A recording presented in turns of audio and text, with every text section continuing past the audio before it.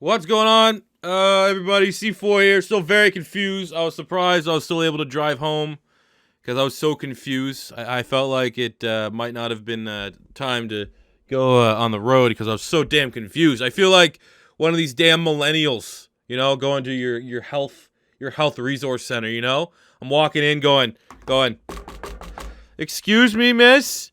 Yes, I'm very confused right now about my life. I'm very confused. I don't know how to explain that game. Carolina sucked, and Philadelphia sucked worse than they did the whole game in the fourth quarter. That's pretty much the game. Carolina had Cam Newton had 20 yards passing in the first half. Philadelphia played as good in the first half as they had all season long. The third quarter was all meh, and then Philly just I don't know. I do not know what happened. And I guess the only way we could start this video off is you gotta remind everyone. You gotta remind everyone right now that's an upset Eagles fan. You gotta remind everyone that's trying to troll. Philadelphia is the Super Bowl champions right now. Philly is still we won the Super Bowl last year. We were the best team in football last year. And until we don't find a way to get out of the terrible, terrible NFC East, we're still the Super Bowl champions. So that's pretty much the only thing we got going for us right now. Is that the NFC East sucks, and we're still in it. We're undefeated in the NFC East. But, I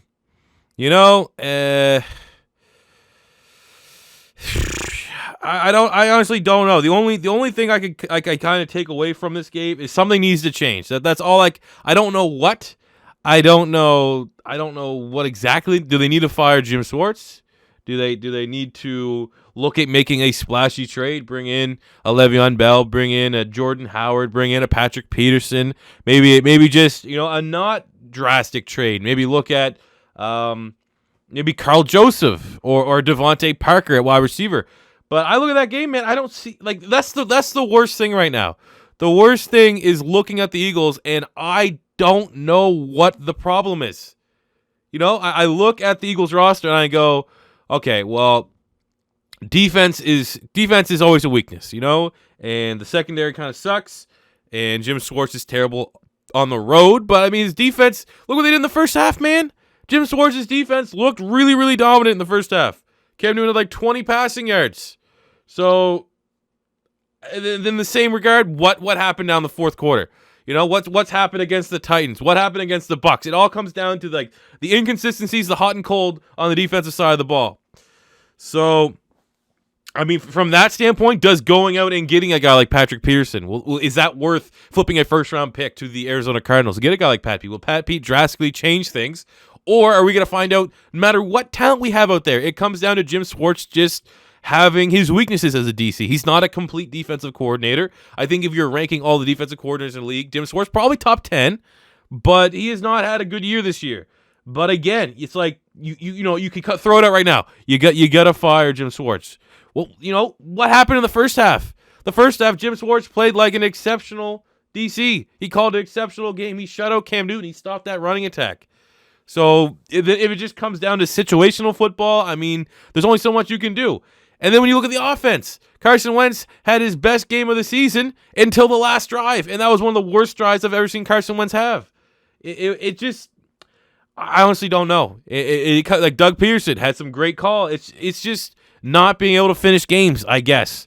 And that's been an issue for a bunch of teams in the league, and I'm going to be honest with you, hasn't been a problem for the Philadelphia Eagles. They've been a team that can finish games. Philadelphia has been a team that historically, since I've been a fan, they have been able to finish games. And I don't know if any of you guys out here have been fans of teams that can't finish games. They did some changes, and now they can finish. But I don't know that answer, man. I look at this right now, and the only thing I could say is you have to do something.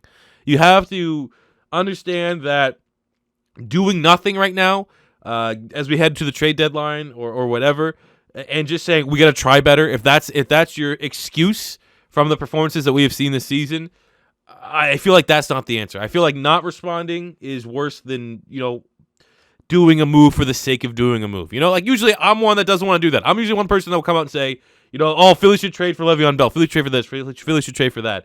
I'm usually erring on the side of why make a move for the sake of making a move. Like Philly won the Super Bowl without having a running back that cost more than like $1.5 million. So Garrett Blount was their most expensive running back last year. So why, out of the blue, would you take that winning formula and then pay a running back like $14 million a year? Like that kind of feels like, a little bit overkill, a little bit going against what made us good last year. But I feel like just the momentum, that a change like that's what Philly needs. Philly just needs a change or something fresh that can get them out of this funk and can kind of say like, all right, we're cutting the shit here now. We're going towards this. I don't think it's going to be Darren Sproles getting healthy, and I honestly have I don't know. This is one of the first times I don't know what the Philadelphia Eagles should do. I'll say right now, Carson Wentz, we're doing player grades. Carson Wentz with 30 of 37, 300 yards, 2 touchdowns, no picks. That Eric Reid interception wasn't an interception, by the way. Carson Wentz looked pretty damn good. And if he didn't have that last drive where he made some kind of really bad decisions, like on a third down, Wendell Smallwood was wide open.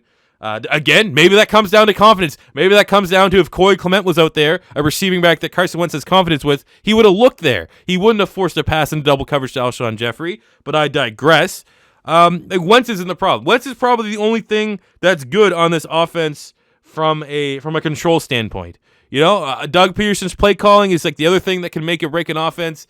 It's inconsistent. It's up and down. It's more good than bad, but it's definitely more year 1 Doug than it was year 2 Doug.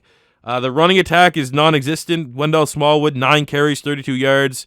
Corey Clement, 8 carries, 6 yards. Like, we definitely do need to look at bringing in a running back, I think, if that's like kind of the move we need to make.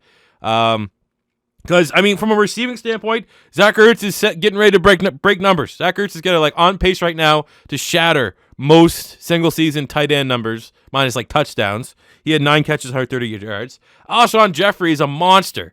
Alshon Jeffrey is a absolute monster at wide receiver. 7 catches, 88 yards, and a touchdown. And if you would have had probably 150, 160 yards if you didn't draw the obvious pass interference on the last play. Or the last drive, sorry. So it's not like Devontae Parker's a popular name because he's put up on the trade block for the Miami Dolphins.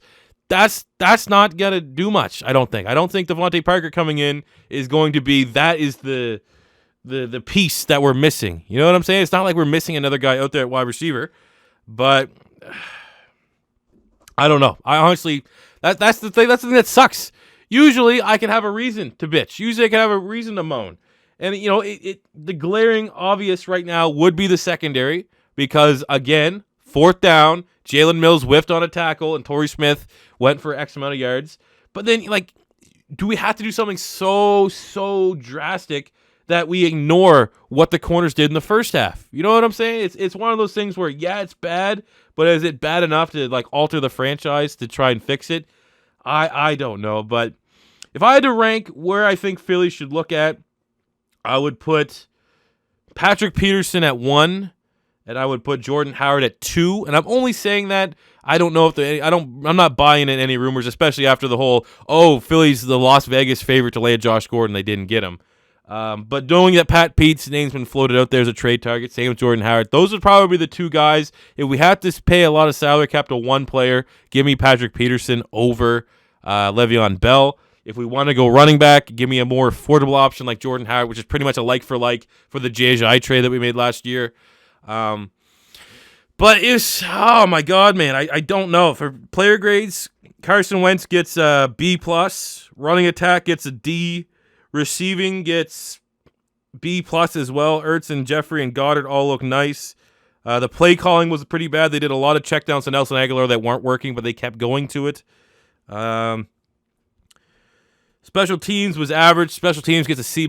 Jake Elliott missed a 30-yard sitter. Defensively, the defense was so good through 3 quarters of that game. I think you ultimately got to blame the collapse on them. So I'd give the defense a C+, which is kind of rough. Fletcher Cox had a great game. Michael Bennett's been underrated. Michael Bennett's maybe been the most consistent player on that defense, not named on the defensive front 7, not named Fletcher Cox this year, which is kind of surprising, knowing that Brandon Graham wants to get a new contract and Derek Barnett has been solid. But I think I'd probably have to say Fletcher Cox and Michael Bennett have the best 2 players in our front 7. Hicks had an all right game. Darby got absolutely murdered by Devin Funchess on that touchdown.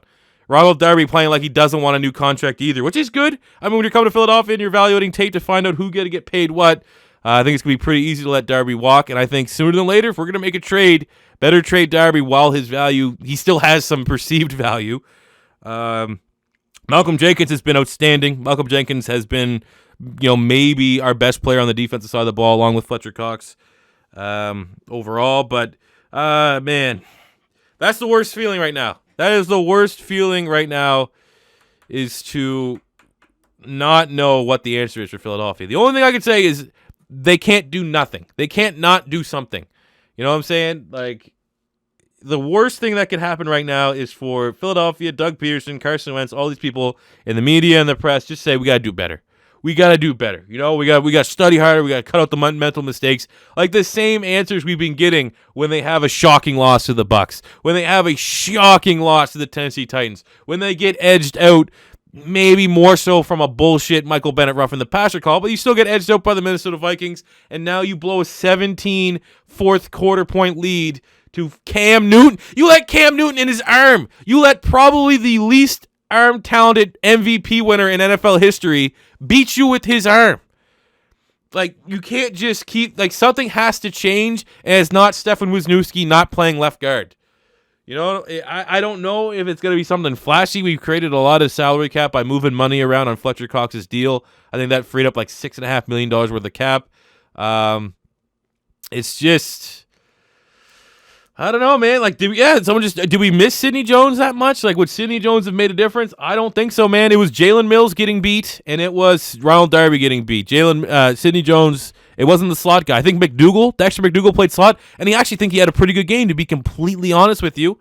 I thought McDougal was 34. I saw him make more plays than get burnt, and if that's something, maybe that's great. McDougal, former third-round pick from the Jets, if he can play a capable slot spot, that might mean, when Sidney Jones comes back, we could put him out on the outside. But, if losing to Cam Newton's arm in the fourth quarter isn't a wake-up call for Philadelphia to change stuff up, if you look back at the tape and go, we let Cam Newton throw on us to beat us, something has to change. I don't know what it's going to be. I'll probably have a video come out when I can calm down earlier in the week of how I would fix the Eagles. But I don't know, man. Right now, it feels kind of bad, man. I can't put it all on the defense. The defense choked, and I think you got to put a lot of it on the defense. The offense stopped scoring 17 points. They didn't score for the rest of the game. That's also the offense's fault. Carson Wentz, who had such a dominant game. Had an opportunity that a big-time quarterback would go down and make some plays, and he just kind of shit the bed. So, Panthers suck. Eagles apparently suck too. And we're going to London next week against the Jags, who also suck and just benched their quarterback. But all I could say is, to the Eagle fans out there watching, we need something to happen, and fingers crossed that we get a special press conference. Breaking news: Philly did something. And to Carolina Panther fans that are pretty salty and upset right now, even though they won in my chat about the words I said, all I can say is Philly won the Super Bowl, and you guys lost the Super Bowl because Cam Newton was too afraid to fall on a fumble. Till next time, guys, it's C4 saying peace out. Oh, that burns.